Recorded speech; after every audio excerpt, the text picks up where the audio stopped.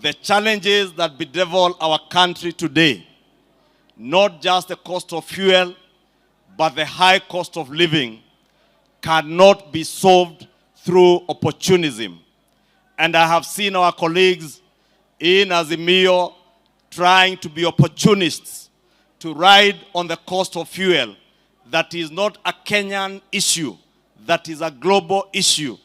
And I want to say we shall only solve the question or the problem of the cost of living by working together, as our leaders here today are showing us, under the able leadership of President William Ruto and our Deputy President Rigathi Gachagua. The challenges that bedevil our country today, not just the cost of fuel, but the high cost of living, cannot be solved through opportunism. And I have seen our colleagues in Azimio